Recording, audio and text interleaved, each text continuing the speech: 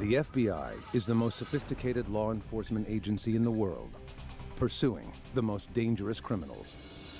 When a depraved murderer escapes from prison, He had actually butchered the body, put it in bags and threw it in the Delta.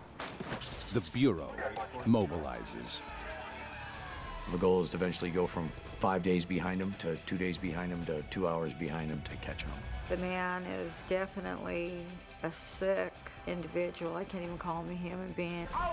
This is one time I slept with a gun right next to my pillow.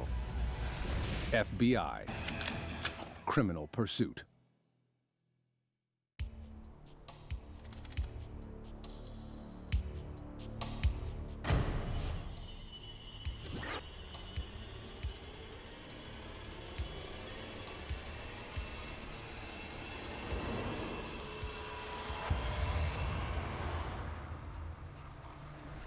March 22nd, 1991. A man walks into the Winslow branch of the Valley National Bank and asks to speak with manager Stan Egan. The man tells Egan that he'd like to apply for a $25,000 loan to build a house. But Egan's not so sure about the deal. I just had an uneasy feeling about what he was talking about because he wasn't real clear on what he wanted to do. Egan senses something is off, but starts to fill out some paperwork. Bridge loan probably work. You know what? I'm gonna have to get. Suddenly, the man makes a startling move. And he reached in under his shirt, and my first thought was, man, don't come up shooting. Okay. Just need. Well, he brought the 9mm, aimed it at me and said, we don't need to go any farther. I want $25,000. No alarms, no anything. Just I need $25,000. He says, don't call the police. He says, I don't mind going out in the blaze of glory, and you'll be the first one to go. A teller can see what's happening inside Egan's office and trips a silent alarm. 911, what's your emergency?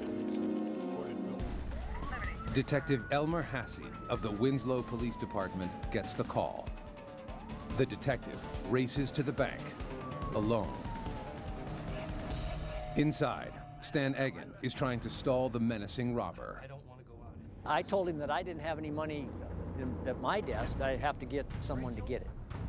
So I went to the door of my office and I asked my secretary to come in, told her that I needed $25,000. The tellers scramble to gather $25,000 in cash. I had a blue zippered bank bag that I gave him. He put the money in there, put the money underneath his jacket, and he says, you're going with me. By now, Detective Hassey has arrived on the scene and can see Egan being held hostage. Detective Hassey has only a split second to decide what to do. I was totally nervous. Like I say, I was afraid that was the first man in my life I would ever have to shoot. Stan Egan has no idea that the detective is hiding outside. When I got to the door, I just stopped. I pushed the door open, and as he walked by me, Detective Hassey grabbed him, pushed him against the wall there by the sign that you can see. The detective cuffs the robber and takes control of the volatile situation. At that point, I reached around, I found a gun in his waistband and pulled it from his waistband. Detective Hassey disarmed him, put the gun on the ground, handed me the money bag, which I handed back to a customer that was right behind me. We locked the doors. After that, everybody could relax. Detective Hassey books the robber into the Winslow jail. He's identified as 32-year-old Danny Ray Horning.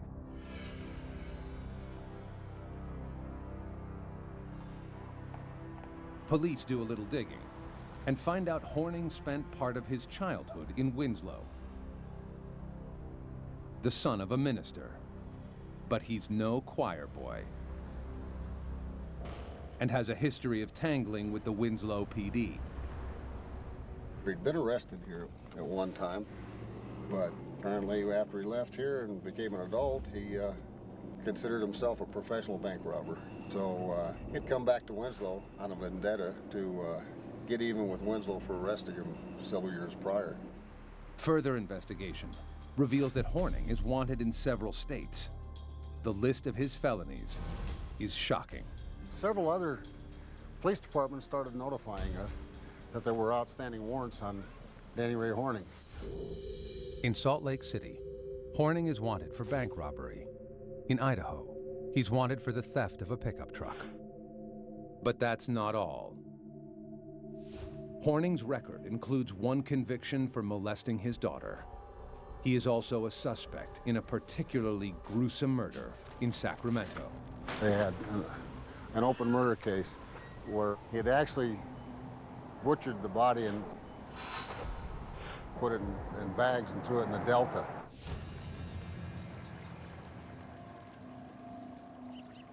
In May 1991, Danny Ray Horning is tried for the Valley National Bank robbery. The judge decides to lock him up and throw away the key. Danny Ray Horning was convicted in Arizona on 4 felony counts, and he was sentenced to 4 life terms, 4 25-year terms, to run concurrent, because he was not going to get out of the state penitentiary. The sentence infuriates Horning. Danny Ray was very arrogant. He felt that he was better than everyone else. Everything that he wanted, he took. Horning makes it clear that he has no intention of spending his life behind bars. During his sentencing, Mr. Horning, with his arrogant ways, stated to the judge that he didn't care if he gave him 1,000 years, he'd be out in a year. Horning keeps his word. On May 12, 1992, less than a year into his sentence, he busts out of the Arizona State Prison Complex in Florence in broad daylight. Using a stolen employee uniform and a fake ID, Horning impersonates a medical worker and walks out of the prison.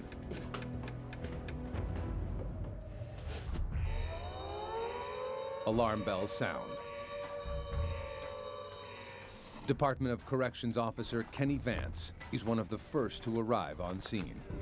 Our security measures are very good, but when we do have an escape, this is what we respond with. We bring in hound teams from all over the state. Vance and other DOC officers gather what's left of Horning's belongings.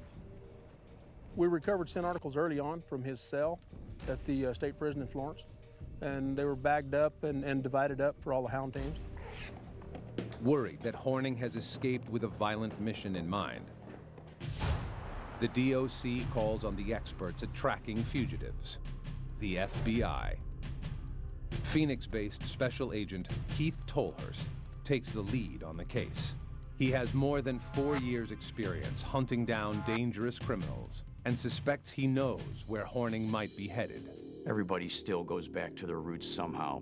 So if there's people that they've dealt with in the past, there's a good chance they'll try to get back to them again. Hundreds of FBI agents, SWAT, and law enforcement mobilize across the state and begin the hunt for Danny Ray Horning. They suspect the fugitive is making a beeline back to Winslow to settle old scores. One of the things we thought that Horning was going to do after his escape was go back to Winslow, Arizona, where he had committed the bank robbery. That's good enough. That's good. That's because in 1991, he sent a letter to the Winslow Police Department telling them that he would be out in a year and was coming back to see him, and that he blamed them, not the bank employees, for his lot in life. If the FBI is right, they may be able to capture Horning before he makes good on his threats. But if they're wrong, there's no telling what Horning could do. He's the type of person that was committed, that he would be willing to die for what he wanted and had nothing to lose.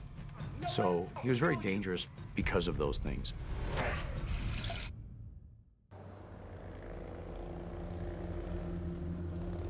It's been 2 days since Danny Ray Horning, a vengeful and vindictive bandit, broke out of a Florence, Arizona prison.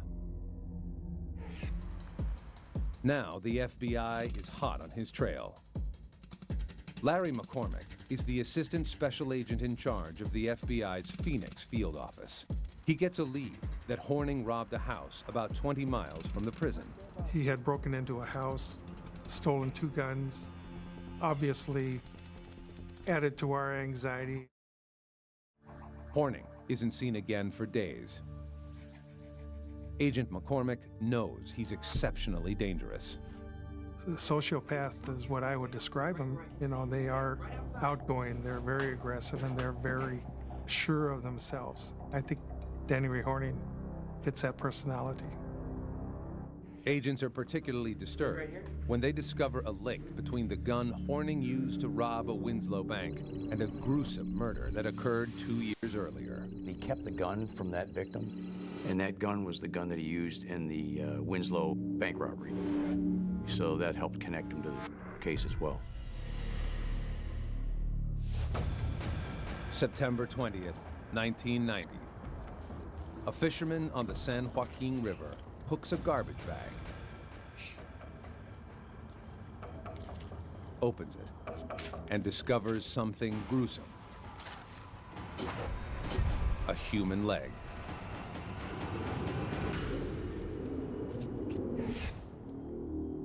Over the next 2 days, sheriff's deputies find 2 arms bound by duct tape, a torso wrapped in a bedsheet, and a head.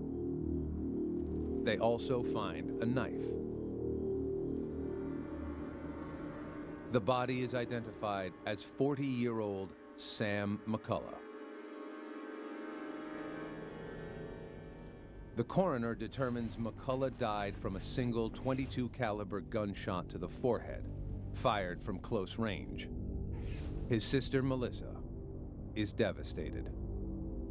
It was just unbelief to me. I would have never thought that somebody would come to my door and tell me that my brother was dead. He was just kind, very kind. He would help people.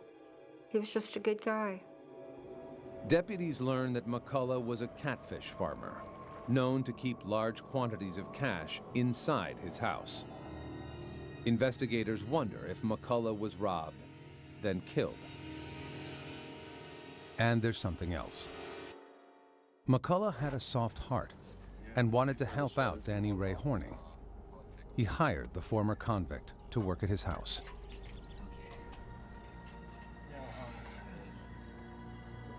He felt sorry for Danny Ray Horning, not being able to get employment because of his past history, prison and so on. My brother tried to help him out. McCullough's friendship wasn't returned. Fired? You're firing me? The relationship soured when Horning allegedly tried to rob McCullough. According to McCullough's sister, the two got into a heated argument shortly before McCullough vanished. Danny had threatened to kill my brother. He had threatened at a point that I will kill you. You don't understand. I mean, I'll kill you. I'll kill you. Horning becomes a prime suspect in the case. Deputies search McCullough's home, where they find bloodstains and another .22 caliber shell casing.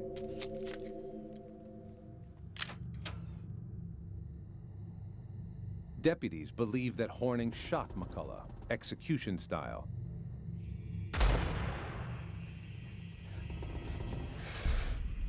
Butchered the body, and wrapped his remains in plastic bags before dumping them in the Delta. It was such a gruesome murder where he actually chopped up a body and put it in a tub and then threw it away where it couldn't be discovered.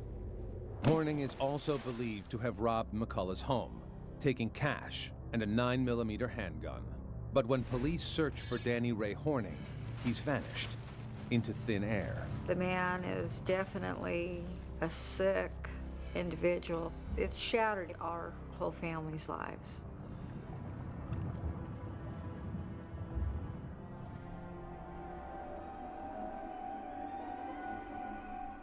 Then, nearly a year later, the suspected murderer turns up in Winslow, Arizona, where he robs the Valley National Bank at gunpoint. I don't have that. I mean, the two of you just wait outside right where I can see you, okay? A check of Horning's 9mm handgun reveals that it's registered to Sam McCullough, definitively linking Horning to McCullough's murder. When Horning is convicted and locked up in Florence, Melissa Cawthorn thinks her nightmare is over. Turns out, it's only just begun. When he escaped from prison, we got the phone call on that one too.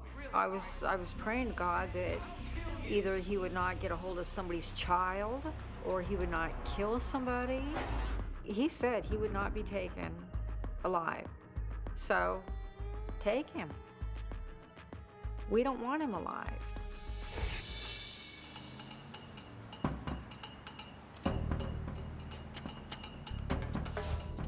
It's been 3 weeks since suspected murderer and convicted bank robber Danny Ray Horning walked out of prison.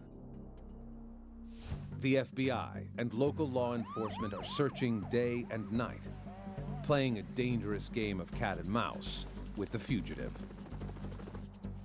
There were over 400 federal, state, and local law enforcement officers and agents involved in the manhunt. Horning is on the run, but he's hiding in plain sight. He brazenly approaches several campers in Flagstaff, Arizona. As he was cited for about a week straight, almost every day, just walking up to campers and asking them for water and food. He wasn't eating berries and living off the land. He was just getting food from people that were there. But Horning doesn't stick around for long. When he sees forest rangers in the area, he steals into the woods, leaving behind a backpack and a gun. Agents step up the chase. In these dense woods, scent dogs have the best shot of picking up his trail. On June 11th, DOC officer Kenny Vance sets out with 20 bloodhounds. Yeah, we had hounds from every state prison in Arizona that had dogs. We were dispatched to possible sighting areas and whatnot, trying to cut a track, trying to cut a scent, and trying to work it to a capture. They quickly pick up a trail that leads officers to a remote cabin. Inside, they find evidence that Horning has been there, evidence he intentionally left behind to mock the FBI. And he actually left a note thanking the owners of the cabin for the use of the cabin and telling them tell the FBI and the cops to quit chasing me. And he also added, go ahead and send my backpack to my folks. The FBI and police are in hot pursuit of Horning. On June 20th, authorities spot Horning in the stolen pickup.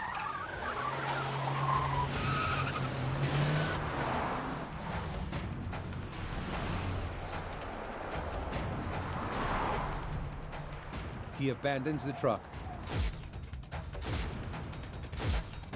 and flees into the forest.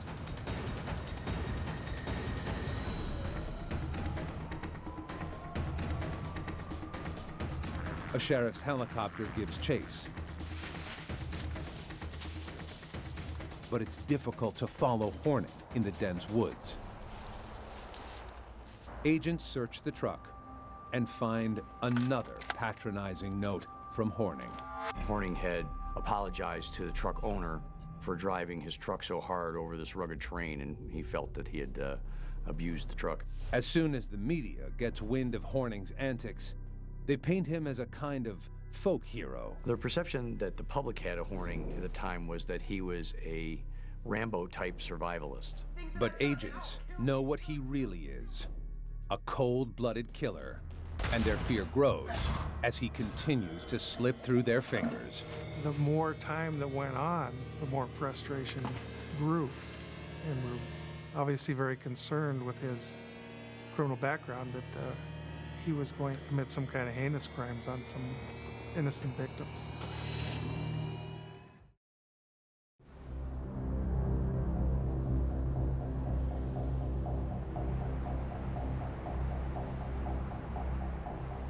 It's been 6 weeks since suspected killer and bank robber Danny Ray Horning escaped from an Arizona prison.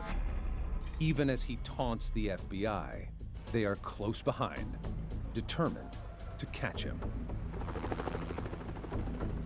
We considered him to be extremely dangerous just because of the violence involved in his crimes. Agents suspect he's seeking revenge on Winslow police for nabbing him during a bank robbery. While all this was happening, we notified the Winslow Police Department that there's a good chance that he was headed there for some type of retribution against the police. The chief of police was very familiar with it because of the previous threats made to the Winslow Police Department. The FBI joins forces with the Arizona Department of Corrections, the Department of Public Safety, and the Coconino County Sheriff's Office. They think Horning is hiding out in Flagstaff, but can't be certain. We had so many sightings and things that we couldn't confirm or deny. You don't know if those are actually there. They do know that the longer Horning's on the lam, the more desperate and dangerous he'll become. Horning is proving to be a formidable foe, able to survive in the toughest conditions. Northern Arizona is quite a wilderness up there in forest, and he was very successful in moving about and eluding law enforcement. He would show up here, he'd show up there, and we were never able to catch him. Then, Horning ups the ante. June 25th, 1992.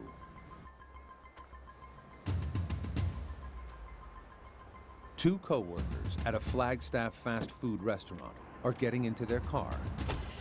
Danny Ray Horning approaches and knocks on the driver's side window.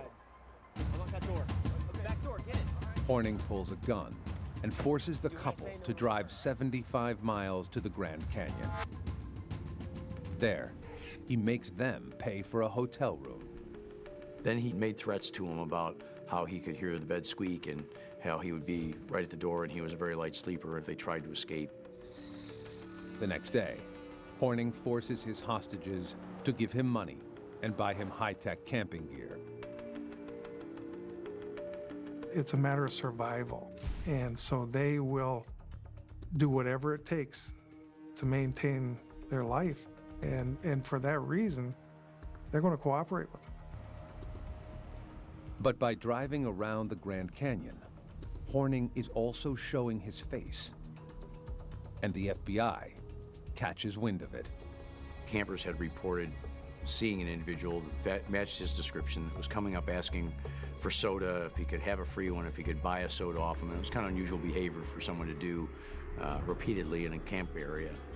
Agent Tolhurst sends in undercover SWAT officers as bait, and he instructs the FBI's hostage rescue team to set up a perimeter around the area. But Horning continues to evade them. He orders the couple to drive him through the park in search of more hostages that he can use as leverage. It's not long before he spies the perfect target, the Normans, a family of 6 from Texas. My family and myself were returning back home from vacation in California. We made a stop here at the Grand Canyon, and little did we know what awaited us. The Normans pull up to a store to buy some snacks before they hit the road. Horning parks just out of sight. He threatens his hostages, telling them he'll kill people if they try to escape. Do you guys try anything? He takes the keys with him and approaches Manuel Norman. Is this your trailer? On my way back out is when he asked me, he says, whose trailer is that? I said, the trailer belongs to my brother-in-law and the van belongs to me. He said, well, we're trying to get a travel trailer and we would like to look at it.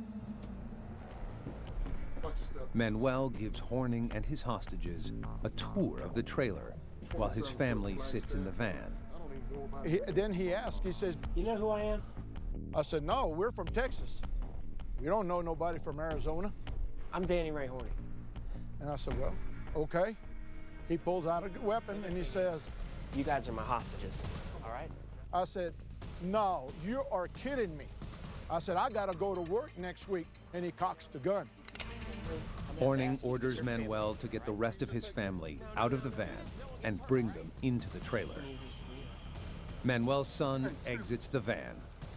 His father calls him over, but the kid sees Horning's gun. The chaos broke loose because everybody's going different directions. I'm going after him. My wife is coming out of the van. The other people going around the back of the trailer, and everybody's going everywhere. I started praying, you know, I don't know what's going on, but dear Lord, bring us through this, and please don't let anything happen to us. The boy takes off running towards some forest rangers who have heard the commotion. At that moment, Danny Ray knew, you know, they've gotten away from me. The cops, the rangers are going to know I'm here.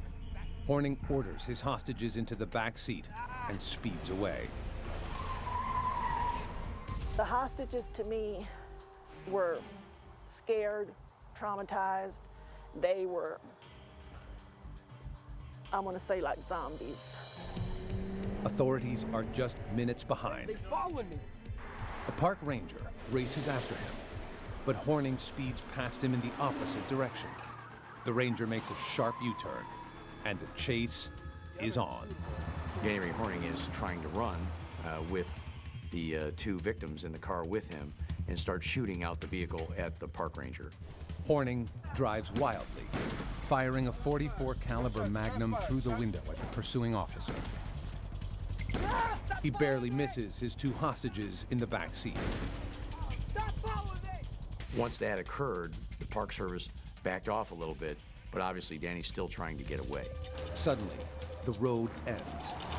Horning ditches the couple's car just minutes before rangers close in. By the time they caught up to his car, the two victims were still there, but Danny had already fled out into the woods.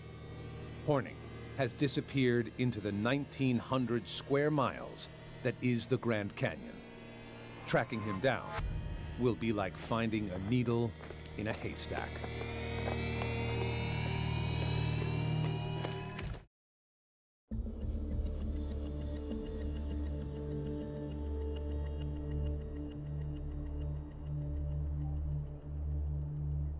Arizona prison fugitive Danny Ray Horning has been leading the FBI on a wild goose chase for 5 weeks.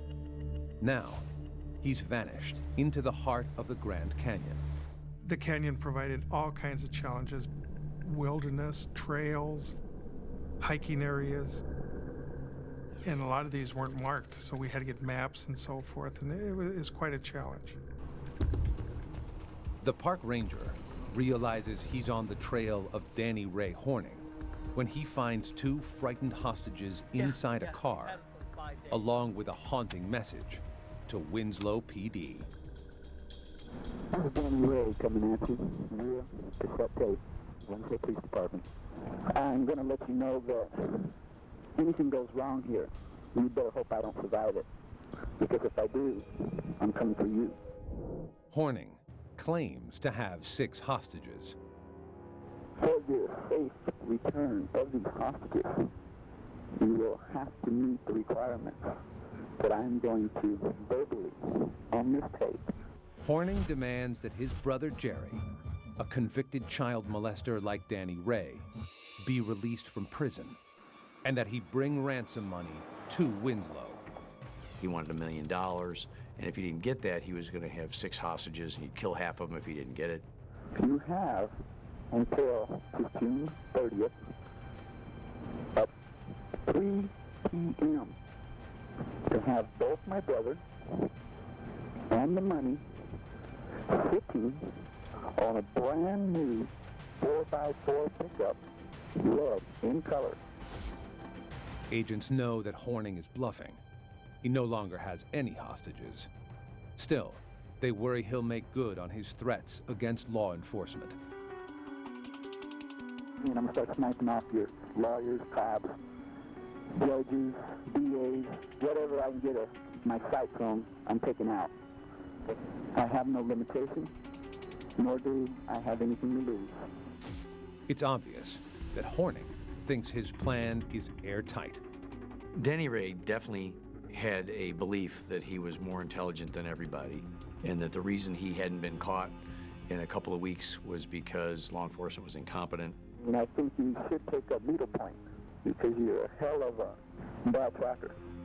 And for now, it does seem like Horning has the upper hand. I think he was lucky. Given the area that we were in, the geographics and stuff made it very, very tough on us.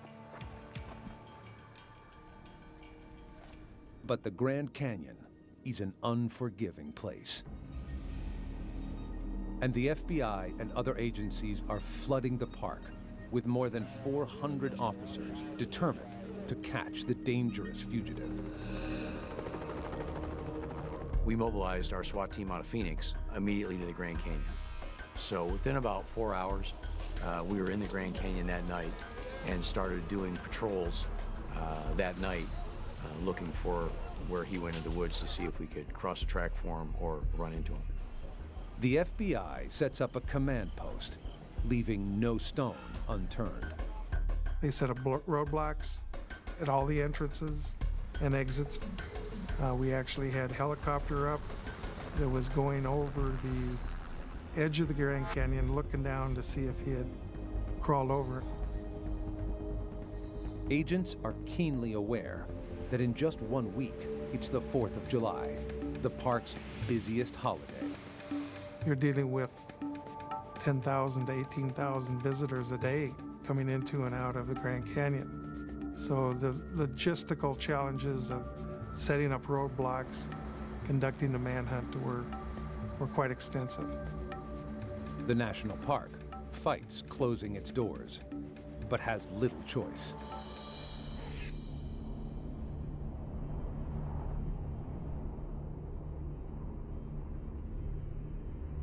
On June 30th, 1992, authorities closed the Grand Canyon National Park to any new visitors. We didn't evacuate anyone that was in the canyon, but we wanted to block the people from entering the Grand Canyon so there would be no more people that could be harmed, and we wanted to monitor everyone that exited so we could see if he tried to leave the Grand Canyon by road. Horning is getting squeezed and needs to make a move. I think he's feeling the pressure.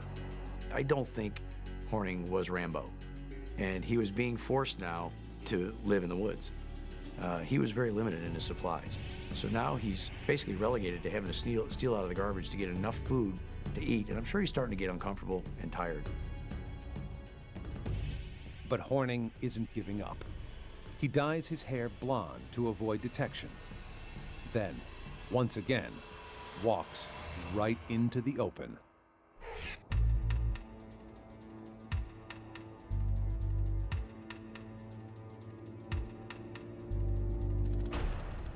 Independence Day, 11 a.m. Horning approaches two young British women and forces them into their car at gunpoint. I need a ride. Please get in the car. No, I need you in the car. I need you.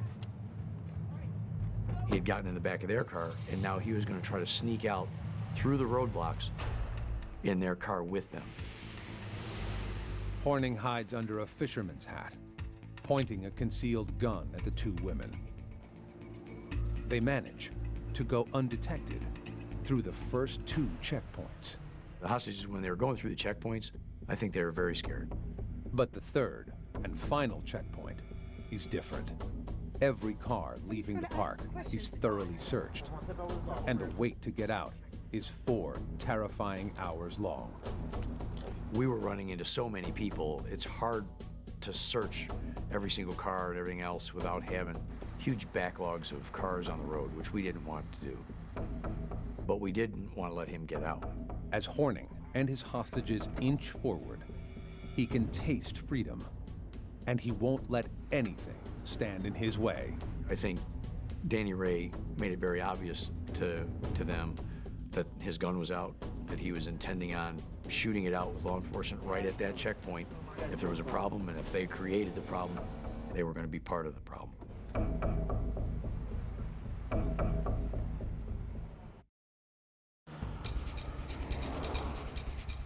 July 4th, 1992. The FBI is trying to squeeze suspected murderer and bank robber Danny Ray Horning out of the Grand Canyon National Park, checking every car that leaves every entrance. We thought that if we put enough pressure up there, that he would try to escape from the park. Horning sits in the back seat of a car, holding 2 hostages at gunpoint, rolling toward the main exit. An armed officer approaches the vehicle and peers inside. We were looking for him, not expecting to see him with a couple of women, and they didn't appear to be distraught. The officer then asks Horning to remove his hat to get a closer look. But he doesn't recognize Horning and lets the car pass.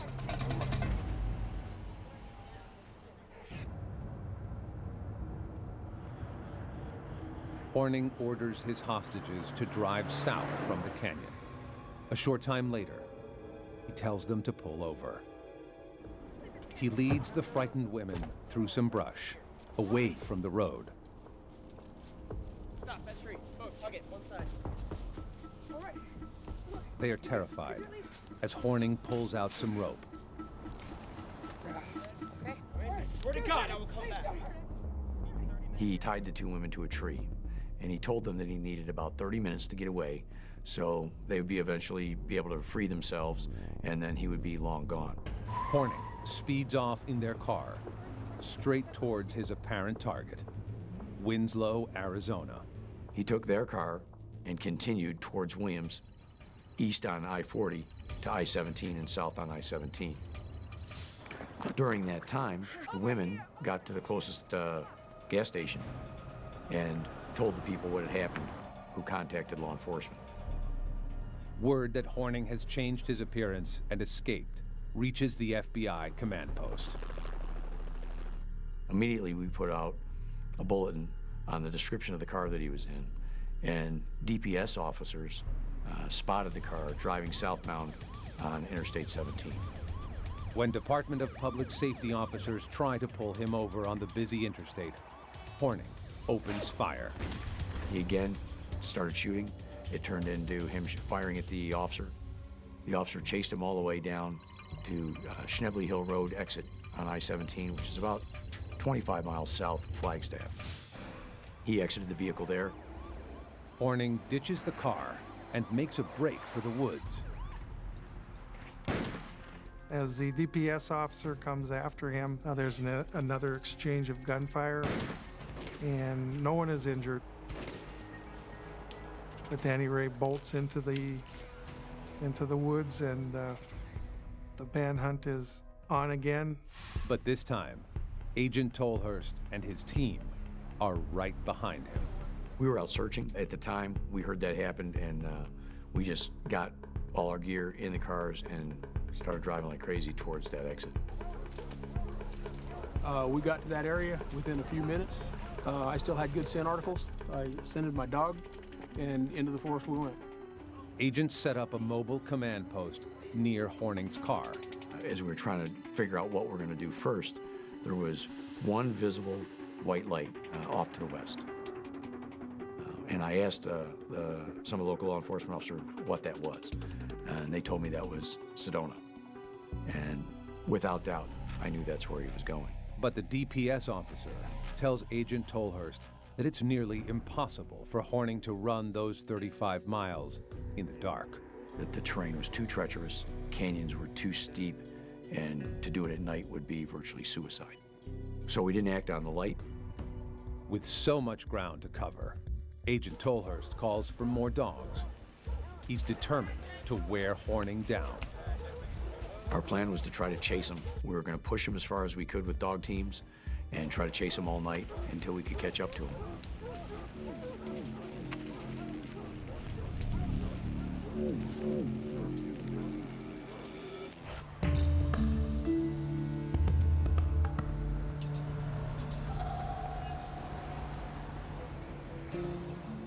At 10 p.m. in Sedona, an older couple notices a man behind their garage. Can I help He identifies himself as a lost hiker The husband points him to the trailhead, but his wife recognizes the man and ducks inside to call 911. Her woman said that there was a very tired individual at her porch trying to get some water out of the hose. Now, Sedona is like 30 miles as the crows flies, but it's through a valley, over a mountain, and the debate in the command post was, how could he have gotten this far? Agent Tolhurst decides to hedge his bets. We decided to send a Border Patrol officer and a dog team to go out to see what they would find. But we continued our search as if that were not 100% verifiable. By now, even the dogs are impatient to find Horning. Suddenly, at 2 a.m., a bloodhound named Judy locates her target. Police, let me see your hands. Drop the weapon. Drop the weapon.